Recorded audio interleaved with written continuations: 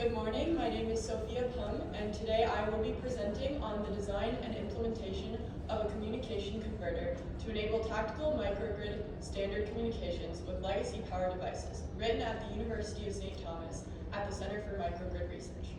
I contributed to this research in 2024 with the support of Ian Masui, Mahmoud Kabalan, and Lucas Kerner, with the support of the MIT Lincoln Lab and Engineer Research and Development Center. The Center for Microgrid Research is located at the University of St. Thomas in St. Paul, Minnesota.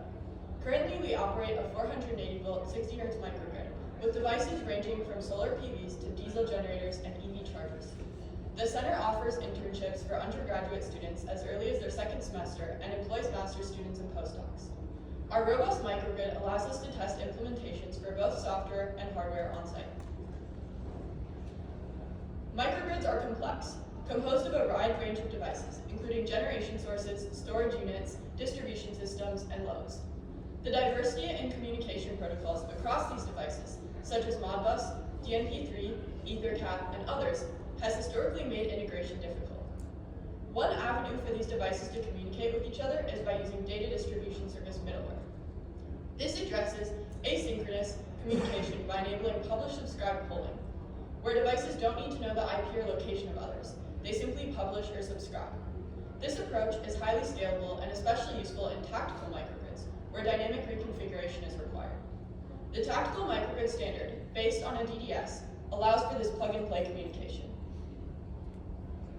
The Tactical Microgrid Standard, or TMS, is a communication standard developed by the U.S. Army Engineer Research and Development Center under MIL Standard 3071. The goal of TMS is to make sure that all devices within a microgrid, whether they're generators, inverters, or controllers, can speak the same digital language. It defines a common data model that every tactical microgrid device uses to share system health, command, and control information. Communication in TMS happens through two main data flow patterns. The first is the status flow, where devices like power converters periodically publish their operating state, such as voltage or load conditions. The second is a request-response flow, where a controller sends a command and receives a reply. For example, turning a generator on or off. This structure guarantees a common data model for all tactical microgrid devices to ensure interoperability. The Tactical Microgrid Standard uses a communication method called publish-subscribe, built on the data distribution service. Instead of setting messages directly between two specific devices, the system organizes information into topics. Each topic represents a certain kind of message. For example, one might carry information about power port states, and another might carry switch requests. As you can see on the screen, DDS is the process between the microgrid controller and the communication converter.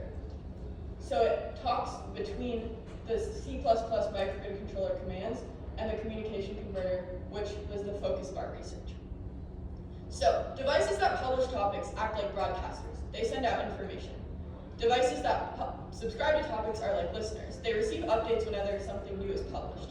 Because topics have structured data, organized in nested key-value pairs, similar to JSON, every device understands the same language.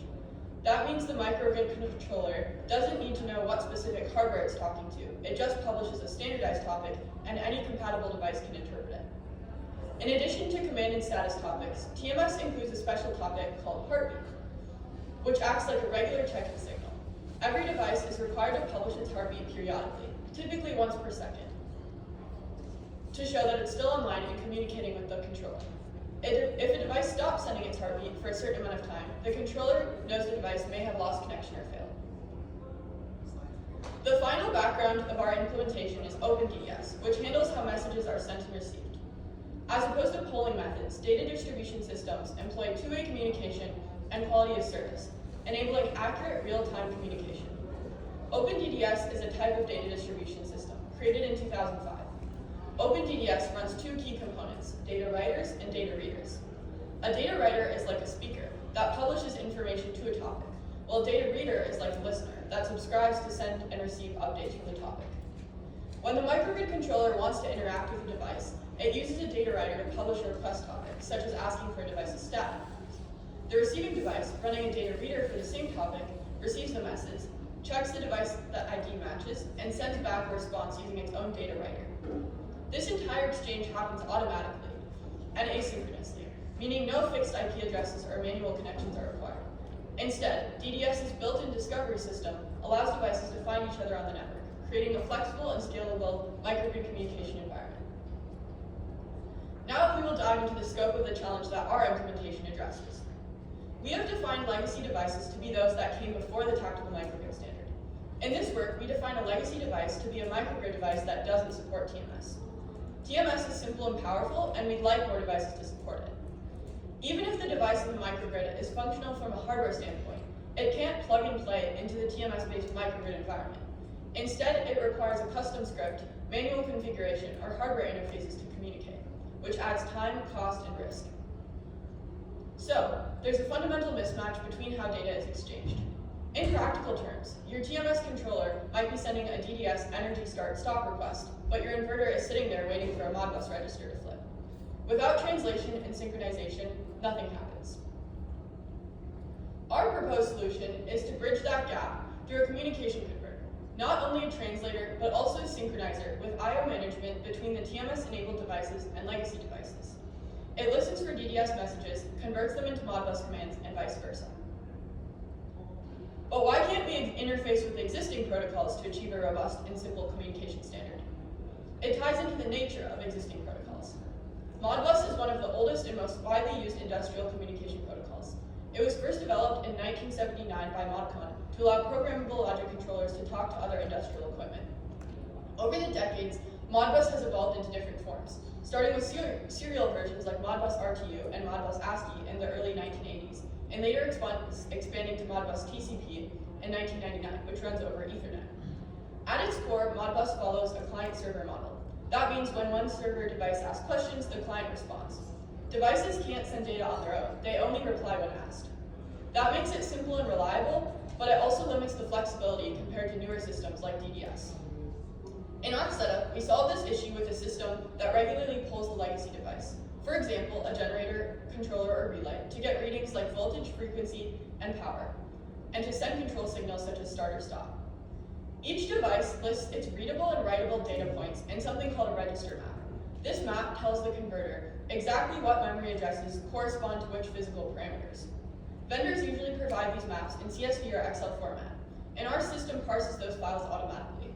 So even though the legacy devices are communicating over Modbus, our device integrates the vendor-provided register map to talk directly to the devices themselves. We would like our controller to be able to talk to all of these devices using TMS, and need to create an integration to allow the devices to talk to each other. TMS organizes microgrid devices into 7 main types. Each has its own responsibility and message structure. So, what is the missing link? We need a device that can both communicate with legacy devices and interface with a microgrid controller, which publishes requests and receives information in C++. We introduced the stack converter.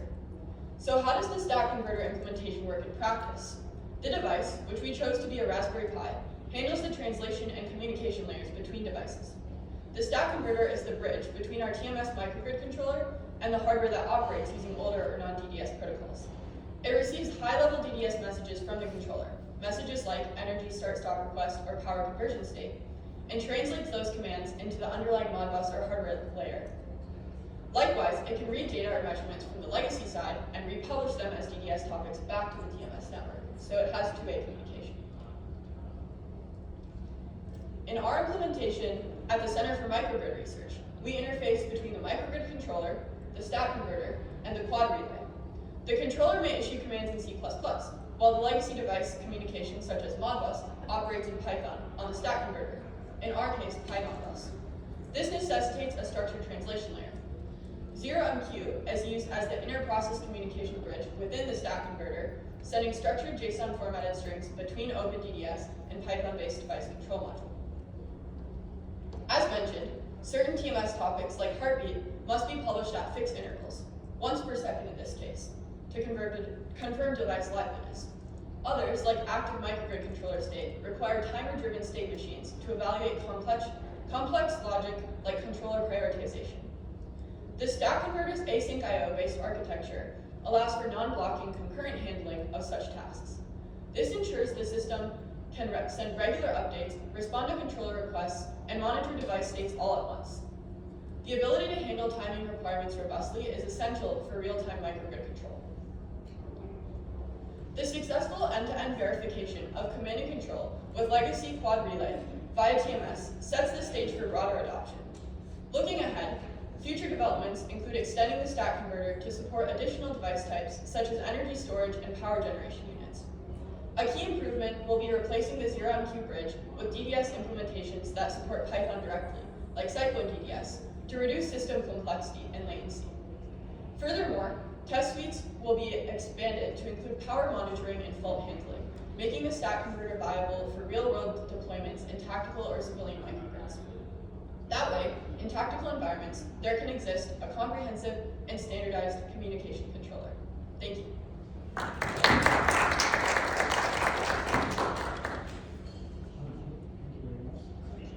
Here's the questions from the audience.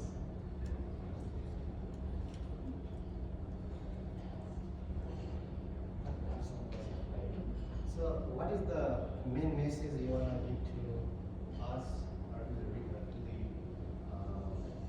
of the paper? Yeah, so our contribution is that pre-existing systems like SCADA, for example, can communicate with multiple devices, but they're not structured in a way that allows for two-way communication and robust integration. So this specific application focuses on a tactical microgrid that could be set up in different locations where you don't have engineers that can set up all the hardware and software to interface with the devices directly. So our system in the stack converter, which is in the middle here, has the software that we built that allows it to naturally find devices, so you don't have to go and hard code all of that information directly. So are you considering this more on hardware point of view, or how you want to move forward? Yeah, so the bulk of the work is in software, but we interface with hardware devices. So currently at the Center for Microgrid Research, we've integrated with a diesel generator, a load bank, the quad relay, and 2 other devices. And so we've been building the software to interface with the hardware, and we have 5 operational devices now from the hardware side. Yeah. Thank you so much. Thank you.